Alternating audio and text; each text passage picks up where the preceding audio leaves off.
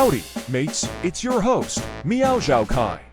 S3, Submertide is about to begin, and today, I'll be sharing some of the adjustments to the game mechanics for the upcoming season.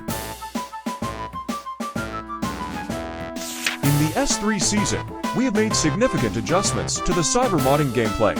First, there are now additional upgrade paths for chips that have already been acquired, in addition to synthesis. In the new version, chips can be directly upgraded by consuming ESA circuits.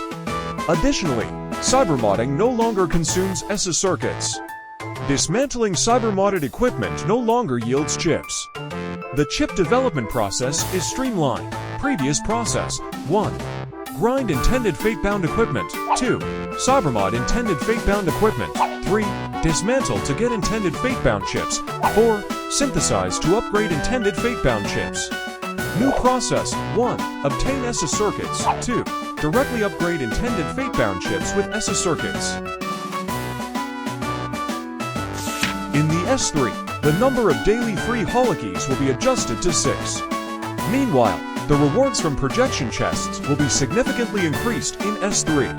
As chip development in S3 relies more on ESA circuits, the increase in rewards will mainly reflect in the quantity of ESA circuits obtained.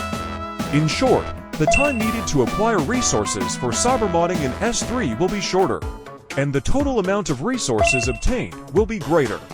Cybermodding gameplay will be unlocked in the second playthrough, with the maximum convolution of S3 dungeons set at 72, which is available in Ultra Extreme mode.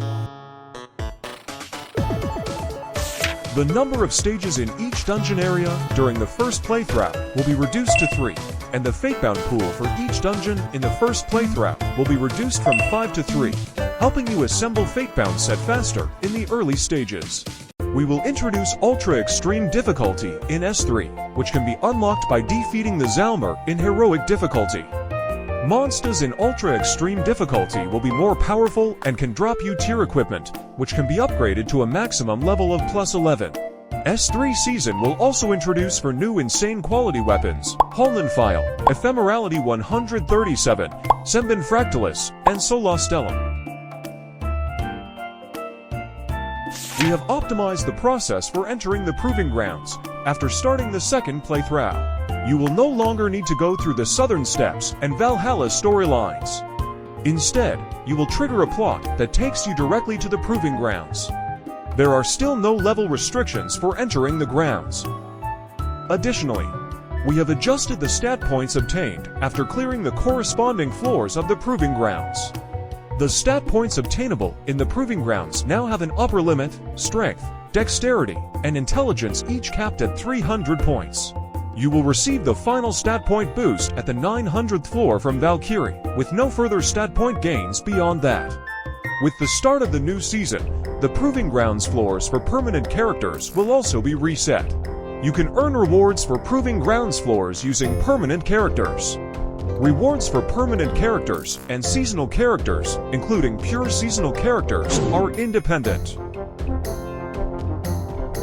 In the S3, the number of keys required to open Helzer chests and Isotech chests will be adjusted to 1, but these chests will no longer yield ores. Since dismantling cybermodded equipment no longer yields chips, the difference in cybermodding resources will be compensated by an increase in ESA circuits obtained from Isotech chests in the new version. To enhance the co-op experience, we have added a new set of emotes. The emote system will be launched during the season, so stay tuned. Besides the familiar ones, there are also new ones.